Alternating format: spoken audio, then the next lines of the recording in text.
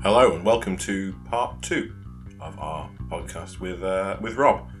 No proper intro because we obviously already did the intro on the last one. We did have some technical gremlins with this podcast, well I did, which meant I lost a chunk of video, but we've still got the audio, so what I'll do, I figured I'd use that and we'll just put that to some footage of the band. Because Rob says some good stuff and it would have been a pity to lose it. Definitely.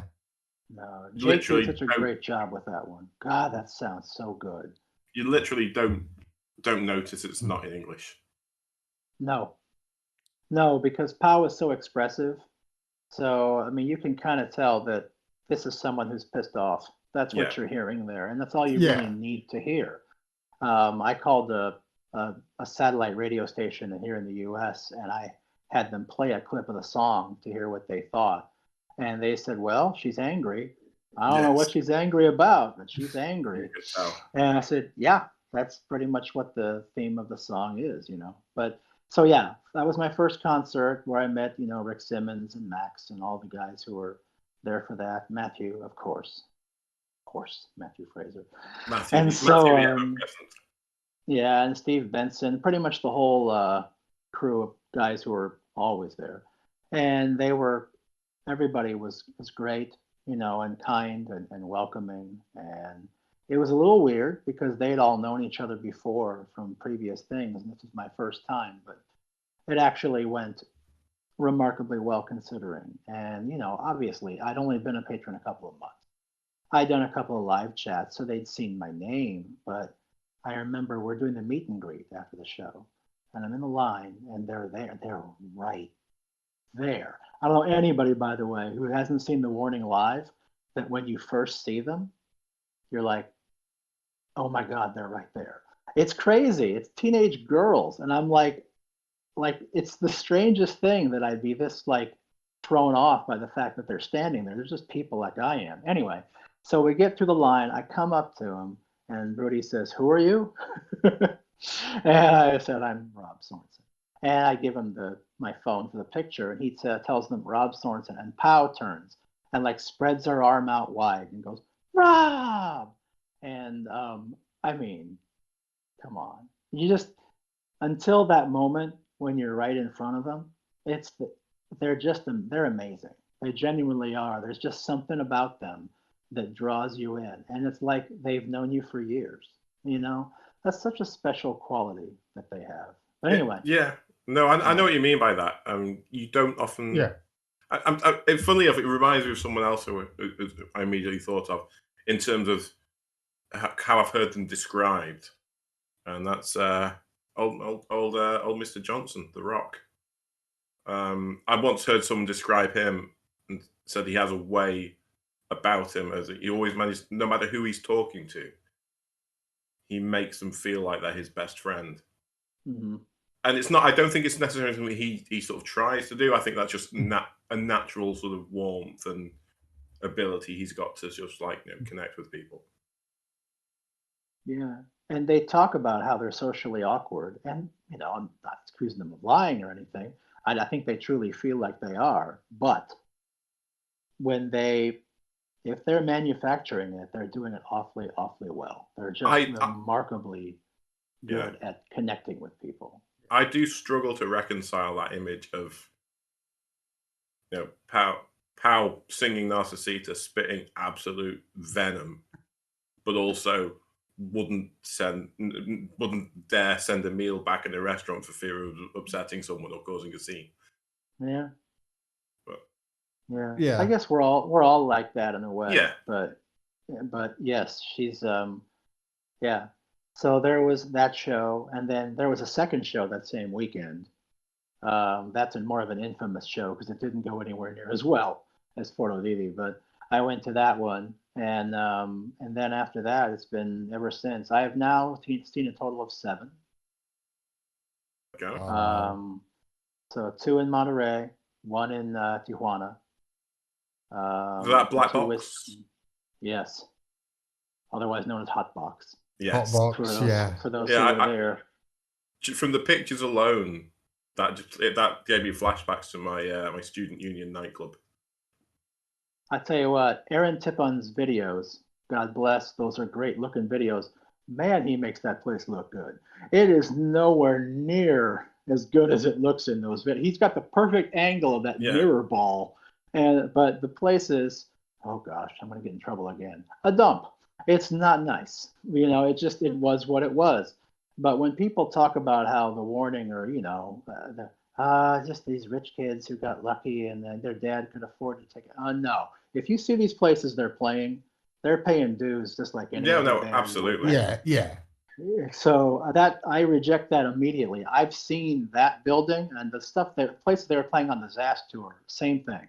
I mean, they're not being prima donnas at all about where they go or what they're earning it, Anyway, so Black Box at Tijuana, the Mercury Lounge shows, and the 2 whiskey shows last year. Those is a total of 7, but 4 different flights. So I'd say I love those 2 whiskey shows from the Survive lyrics, yes, and Debacle, and the Red Hands Never Fade. No, it's not. Yes, it is. No, it's not. Yeah, yes, that was good. I guess and it's Tijuana is famous because Danny was ill again. Yeah, she was really ill.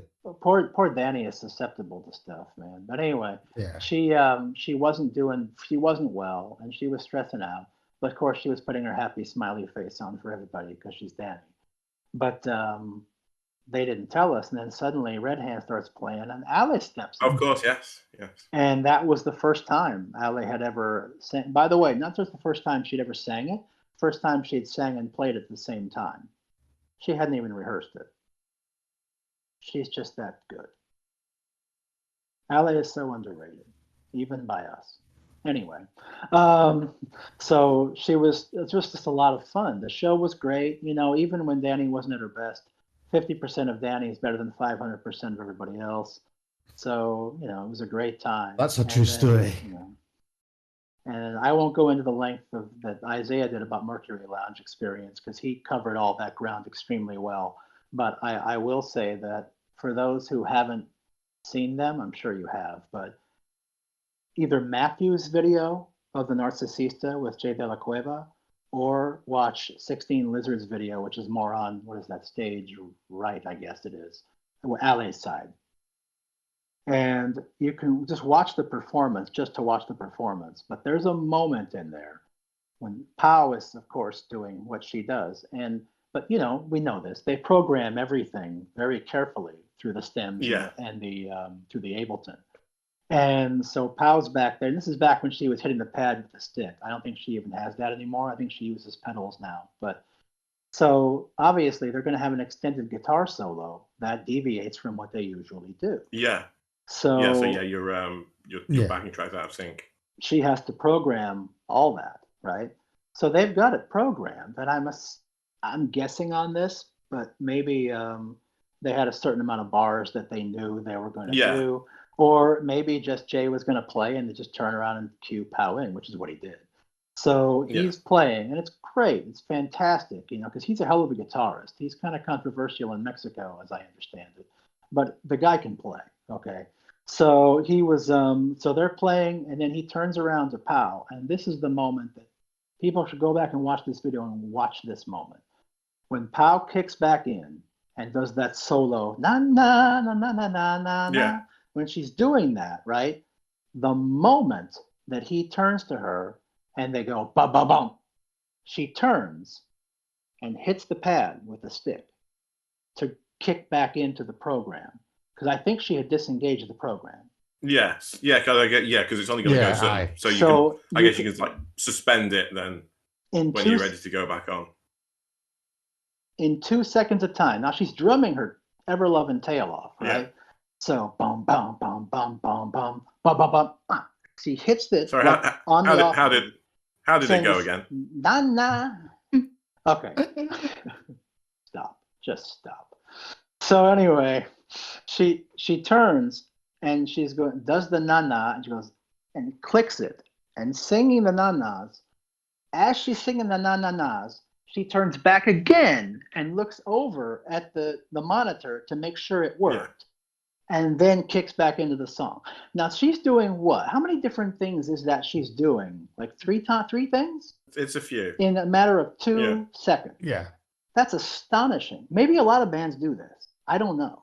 But the fact that she was able to do that, to control that, to do it right on time, to check it and make sure it's right, and sing, and then come in on the perfect time, that's a remarkable amount of a rehearsal, I'm sure, and just the talent and the genius of what she can do. Yeah, that's a serious amount of coordination and sort of spatial awareness and everything to keep track of that kind of thing. That's otro nivel, as she would say in Spanish. It's another level. That's but also like a lot of hard work and practice. Yes. Yeah. So when they do have those times where they have someone come in as a guest and stop in and play, she's prepared for it. Obviously, they'd planned it before. Yeah. But still, just the idea that they were able to do that as well as they did it. And of course, that's the night Jason Flom was there. Yeah, that's actually really interesting because I've often wondered about stuff like that. For example, I've sometimes wondered, saying, well, what if they were maybe sort of doing Sinister Smiles and they felt, we've got a good vibe from the audience during the break of parts. Let's keep them going a bit longer.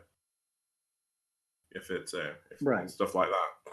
So and I'm guessing that is, and if there is people, at least the old school guys, I suppose, those who have comments to make about those things, if there is a negative, I suppose that spontaneity is a little harder for them to do because everything is regimented the way it is. At the same time, if they want to get the full sound that they want to provide in the best possible show, it's going to be regimented like this. And I think I've come around on that. I mean, what they're doing is actually harder than playing it raw live.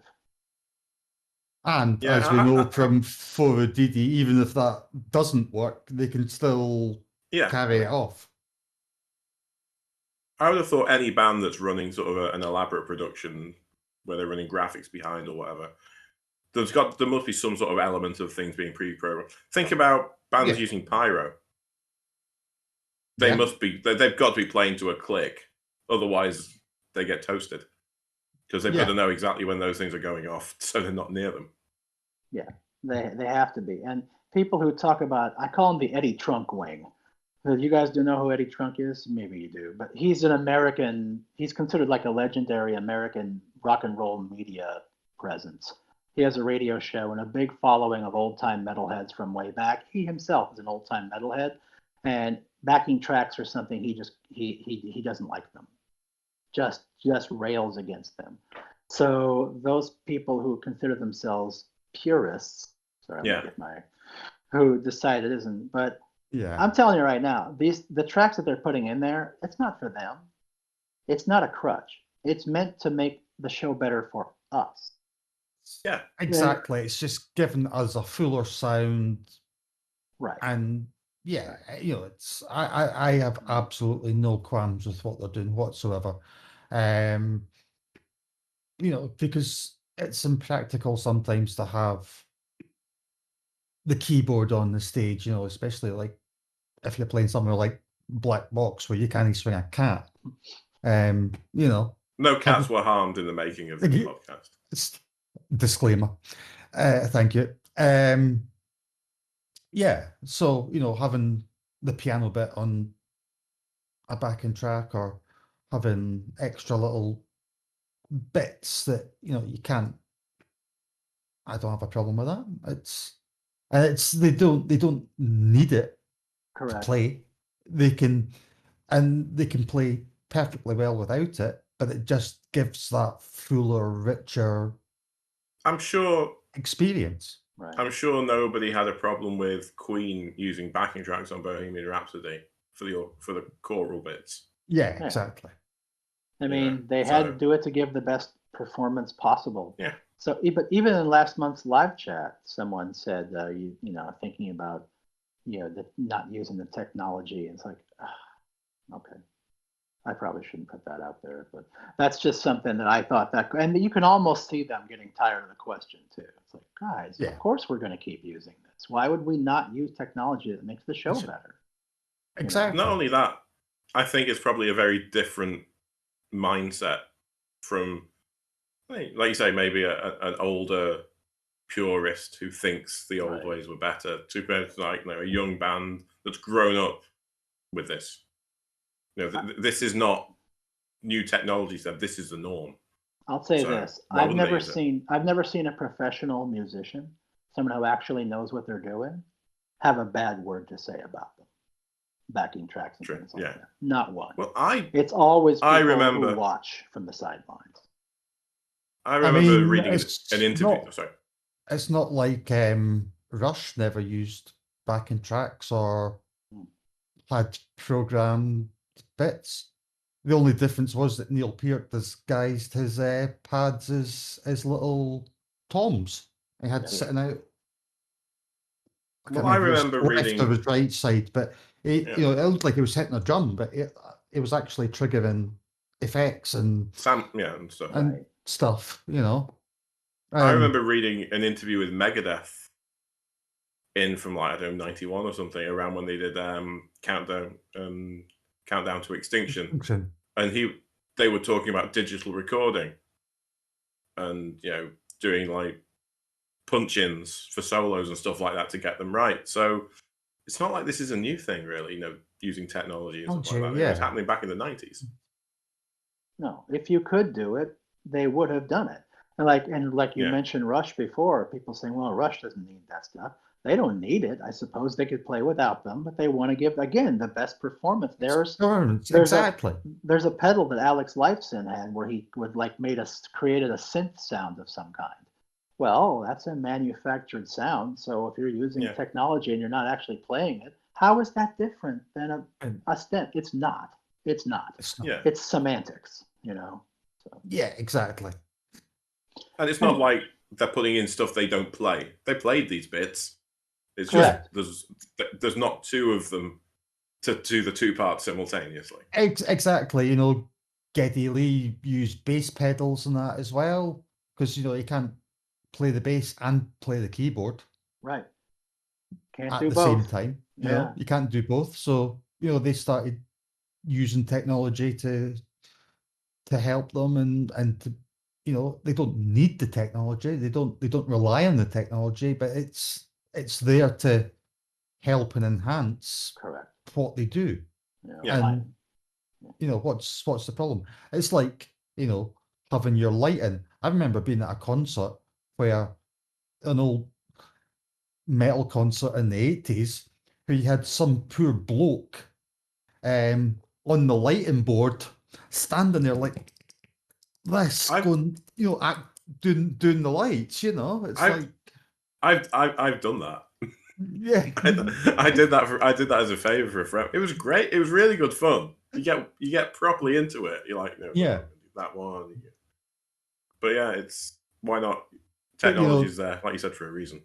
Now you can have all your lights rigged in with your technology, and why wouldn't you use it? Have some poor guy standing there absolutely sweating buckets in a club, hammering the lighting board. That's like well, it's like with POW triggering the bank changes for Danny's Helix, and I remember this. I don't know how long he was around for. I remember for a period of time, the Stone Roses had a guy called Cresser whose job was to do the effects, and you just see him in the back just sort of bopping around in between songs when he didn't have anything else to do. I mean, speaking of recording, did you want to have anything to say on your recording career as of late, Rob? Your brief forays into. I thought you were going to ask Derek that question. There was I will say it's been a shock because I have a. God, it sounds so presumptuous to say it this way. I have a very minor musical background. Very minor. Like I talked about, I played trumpet and sang. Yeah. There was a point where I took it pretty seriously when I was young. So I actually do have a reasonably okay, not so much anymore, but singing voice. So when this came around, I'm terrible with technology of any kind, so I didn't know if I would be of any use, you know. But but it came to me, and I thought, well, it's hard because the songs are not designed for the male voice, obviously. No. But Danny doesn't have like crazy soprano all the time, so I thought I might be able to contribute here and there, you know. So it's actually worked out great. It's been a lot of fun. Um, the sound is as good as we can make it, and the timing. And I think under the circumstances, it's remarkable how well they come together. Part of that's a credit to Thomas and to Matthew, of course, for doing the mixing on those right, front covers. For mixing them so well. I mean, if I'm going to say the one that for me personally, my best performance is still the first one. I think I'm best on Psychotic, but yeah. But as far as the all three of them survived just because the video worked out so brilliantly. Yeah, I've got to admit, because I did some very minor guitar bits on Psychotic. Honestly, I think my cat was in the video more than I was. But yes. I sort of tried singing along to Psychotic, and it is hard. There's a lot of breath going out and not a lot of time for it to come back in. Yeah. I was actually very proud that I did the whole second verse without taking a second breath. It's like, I still got it. So, but yeah. No, because even to the extent, like trying to sing along to it in the car, and it's like, because it's not, like I say, it's not dead high, but it's quite high.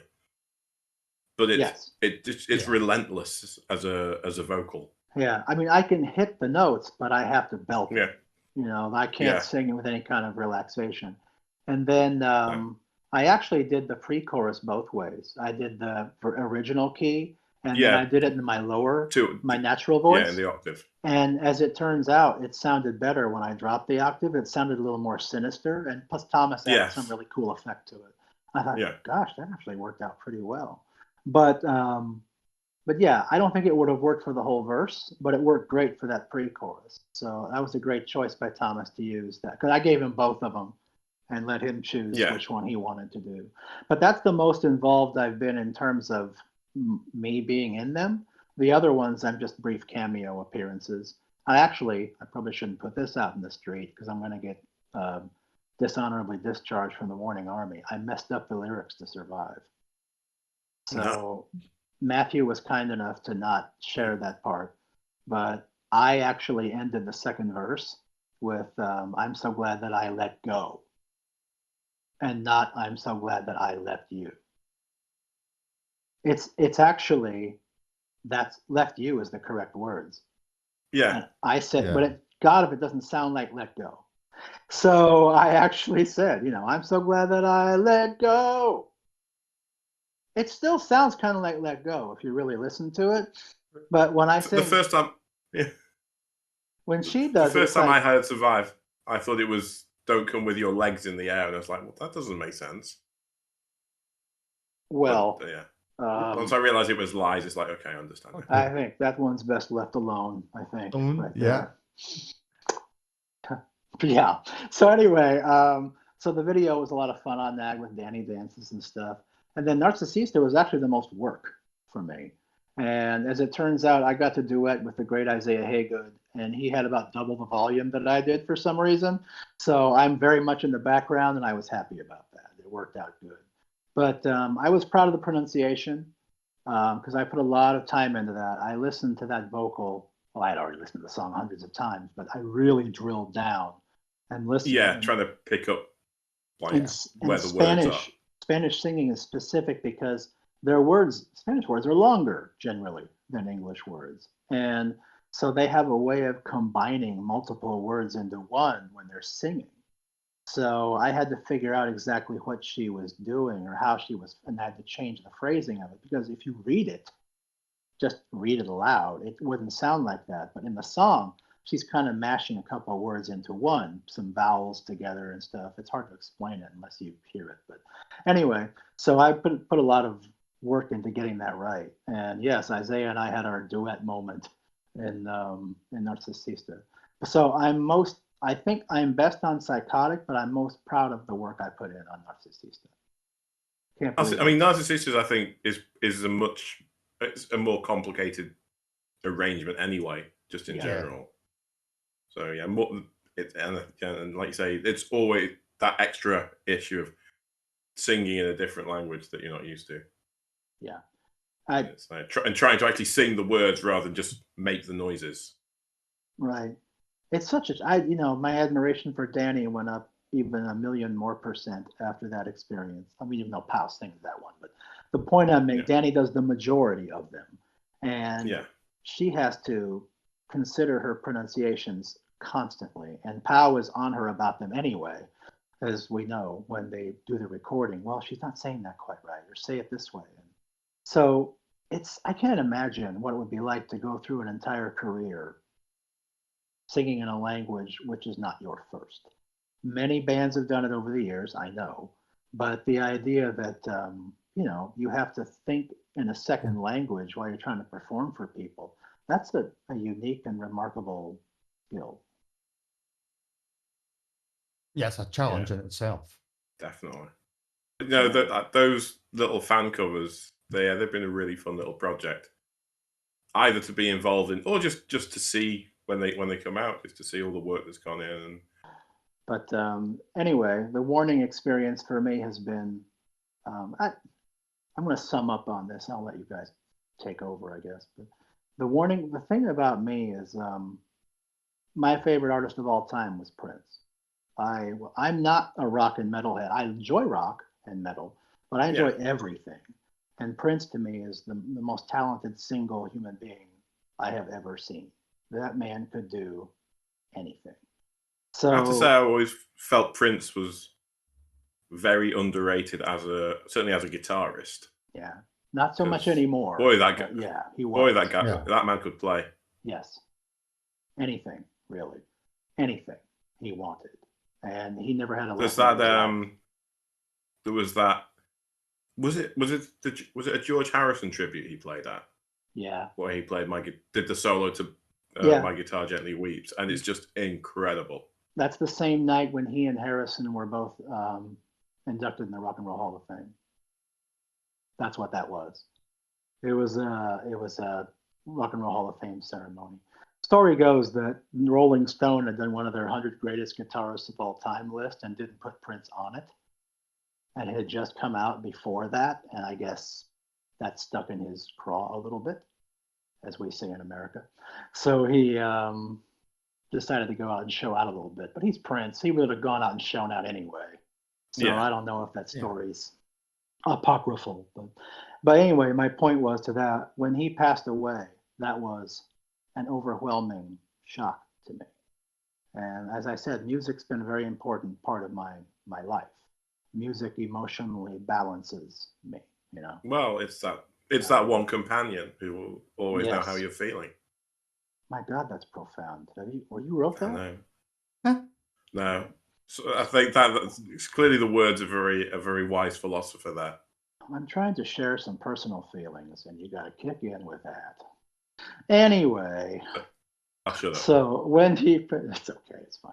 When he passed on, I was kind of vacant there for a while. And I mean, not that I still didn't love music, of course I did. But when I saw The Warning the first time, that feeling I had was, I can't believe I'm seeing this. I can't believe they're this good. I can't believe this story is so unique. I can't believe they're like the nicest people on the planet Earth. There's a hole that was in me that I didn't realize was there.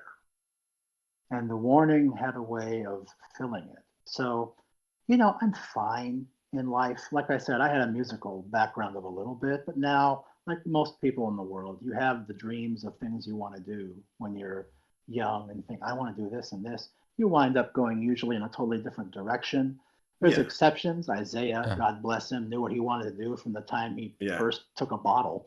But he wound up doing it. So all respect to him. But most of us, our life goes in unexpected directions.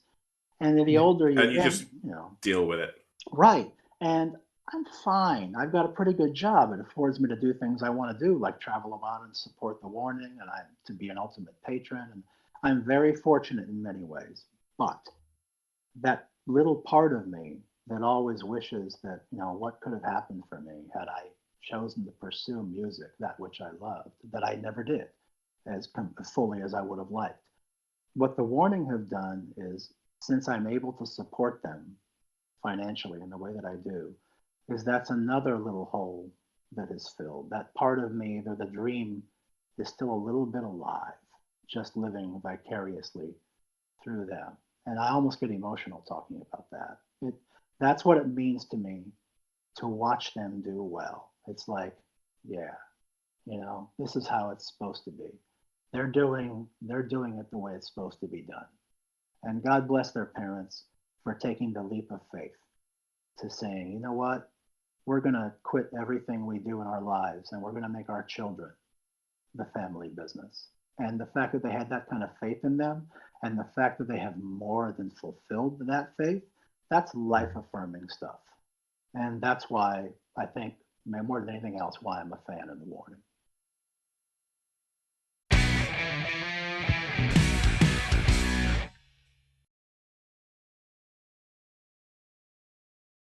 And I think most people have probably got similar stories, but it's in some shape or form. But it's so nice to hear them because there's so many. Obviously, there's lots of fans.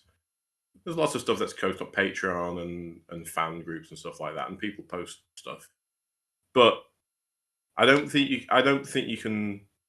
It's always different when you actually hear it in person from the person as opposed to just reading it. Yeah. But I think about it a lot because people around me.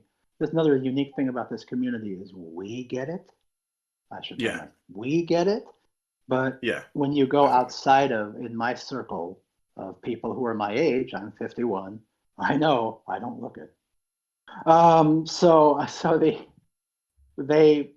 if I introduce them to the warning and how into them I am and where have you been or where are you going, and I tell them why, it's a difficult thing for people to understand. And some people actually are very uncomfortable with it. They don't get that it's about something beyond just that they're three pretty girls.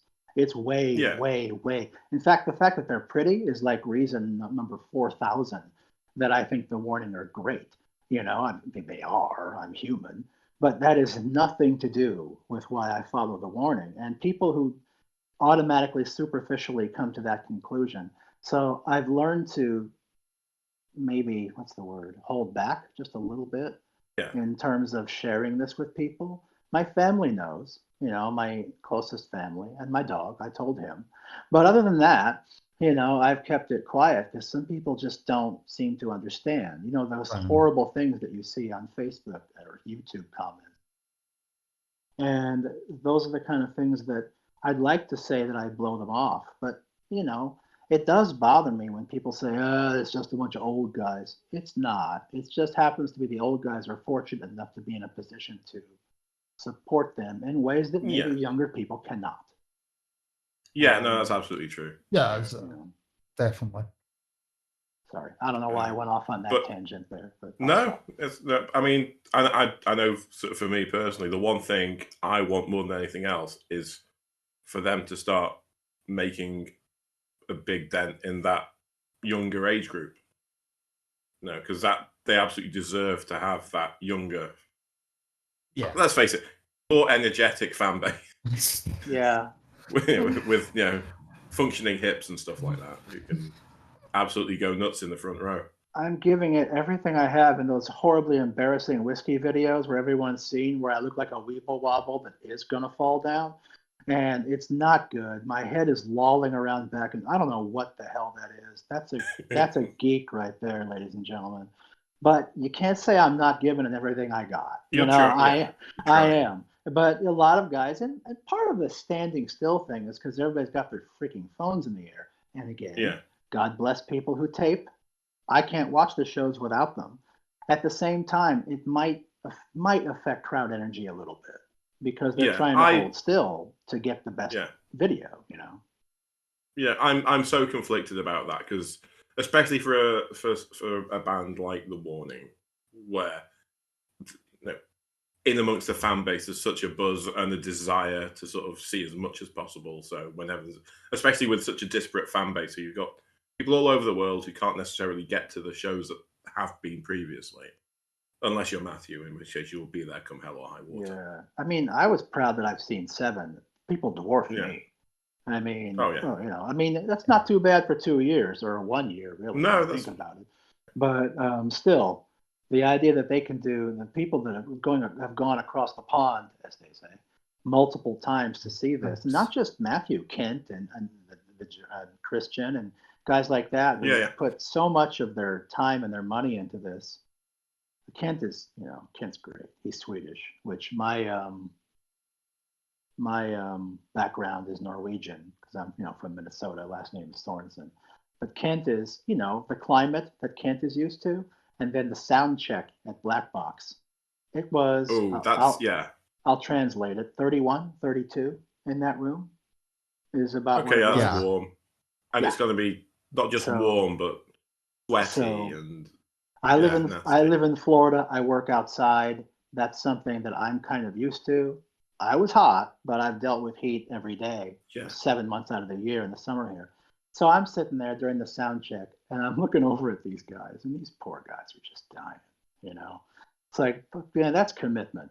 You know, Kent is this big guy from Sweden who came all the way over here, you know, to see that. And he went to the ZAS tour also. You know, guys like that dwarf me in terms of their commitment to the band. So all respect to the people who were willing to do that. And if they ever play in Europe, which they will, but when that time comes, I might even find it in myself to board a plane and go over there. You know, I've never been to Europe, so you should. Well, I mean, that's a London show that's obviously on hold, but you know, all along they said that will happen. It's not a question of why; it's a question of when. Yes. But, Or as Alejandra said once in a live chat, even if I'm 60 years old, I'll do it. I said, Ale, we'll all be dead when you're 60, but sure, come on over. Yeah, you have a great time. That show will happen. Yeah. That's one. Obviously, I'm really looking forward to that show.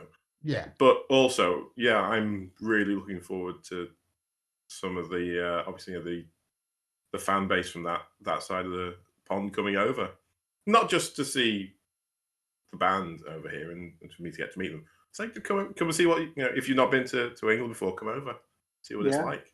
It will have been my first time. It was my first time in Mexico when I went to see The Warning. And Mexico's not that far from me. So, but that was my first time in Mexico, and I've been in Mexico twice for them. So it's pretty crazy. Yeah, I think if they were closer, I'd probably have gone to some shows. I genuinely was sort of looking into the logistics of the Mercury shows at the time, but it just turned out because of work and the holidays, I couldn't swing it. Yeah. And Mercury, the second show especially, there's no such thing as a bad Warning show. No such thing. But the second show at Mercury, which just happened to be the show Jason Flom was there, that's the best show to this moment. In my opinion, that's the best show, full-length show they've done. They were absolutely phenomenal that night. Yet again, Danny was sick, and they were still absolutely phenomenal. Well, yeah, I've seen, it's like with the Striper opening gig as well. You watch that, and it's like anyone that didn't know the band would not have realized anything was not normal. Yeah. Because they covered it up so well. A bunch of. I mean, it could, again, age, you know, robs us all. So it could be that kind of thing has happened, you know. Yeah. But Striper's been out there for 30, 35 years making a living in rock. So there's something. Yeah, they've been doing their thing for quite some time. They're doing something right. So I don't mean to pick on them. It's just that that particular fan base that night in Monterey, it's like, should have been a little better than that, you know. They're a band that never really kind of made much of a dent over here. we're vaguely aware of them from reading rock magazines and stuff like that. Yeah, but they weren't actually. Just pay no mind to this. That's fine. That's my best memory of those Striper shows, actually, because I wasn't there, of course. I just watched. But the first one, which was in Chihuahua, that's the night that again Danny was sick. Ale did the "What's up, Chihuahua?" Yes, kind of thing. Like that's right. Yeah. Yes, I remember seeing that on that video. I was, as the British would say, gobsmacked. I looked at that and I was like, "Were you gobsmacked?" Were you? Yeah, I watch a lot of QI. So yeah, I typed in like on the chat. I'm like, is that? That's all I did was is that with a bunch of dots because I couldn't type anymore. And she did it. She was great. It's like that kid can do whatever she wants. Yes. Oh, definitely. Yeah, it's the fact that she just stepped into that and it was just like, seamless. It's like it looked like if you were seeing that band for the first time, you just assume that she did that bit all the time. That was her role. Yeah. But I love that where she did the screams. Ali doing that is just hysterical to me. And then you've still got this very outgoing bassist and a shy retiring guitarist who doesn't talk much. You wouldn't know it was any other way. Yeah. But yeah, that Mercury Lounge, that second show at Mercury, and I don't know if this is because Jason Flom was there or just the stars aligned, because they have technical issues, as we know, here and there. They had virtually none at that show. That show was as technically flawless as any show I've seen them do, and they were just on fire that night. And plus, we were better. The crowd was really good. I don't know if the videos capture it. The crowd was very good in that show. Pau actually sat back and said, "You guys are amazing," which is she doesn't always do that. So I was glad of that because I wanted to give them the right energy.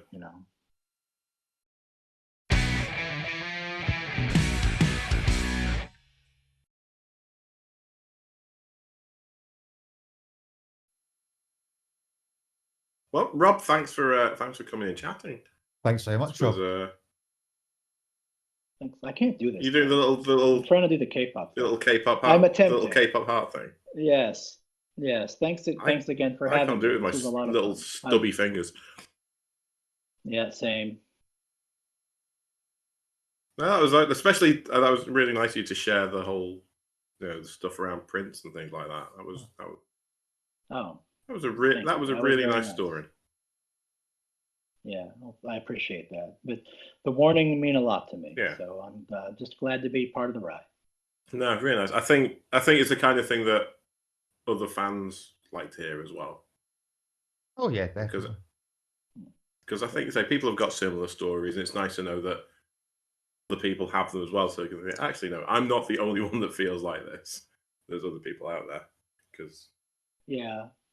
Yeah, there's a nice thing about that in the Discord server. All the community pages, really, even the Facebook pages. People feel a sense of legitimate community about this.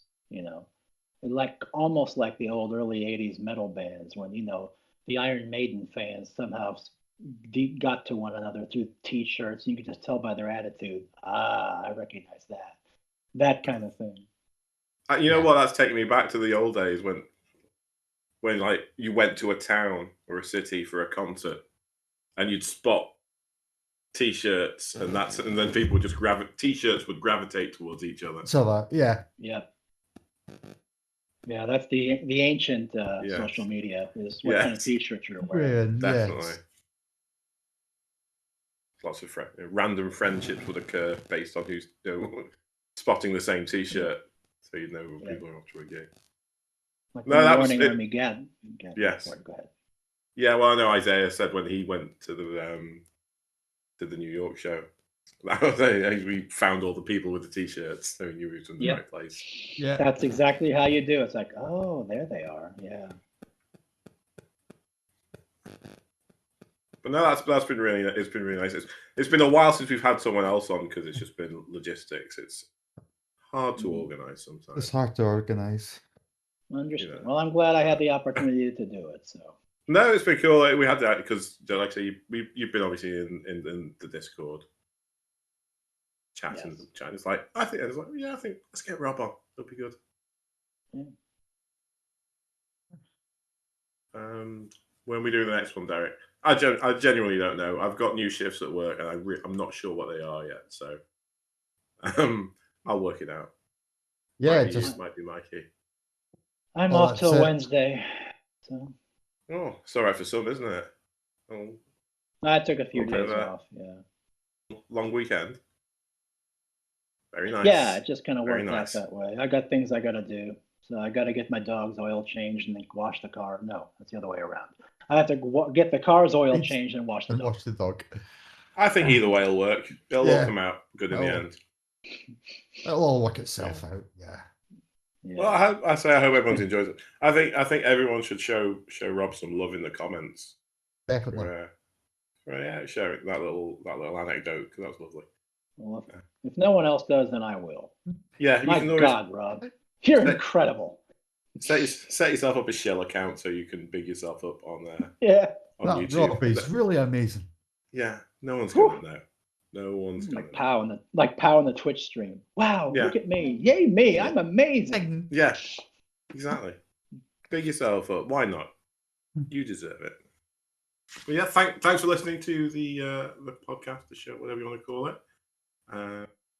Leave a comment for Rob. Big Rob up in the comments for coming on and joining in. And we'll see you on the next one. We'll see you all on the next one.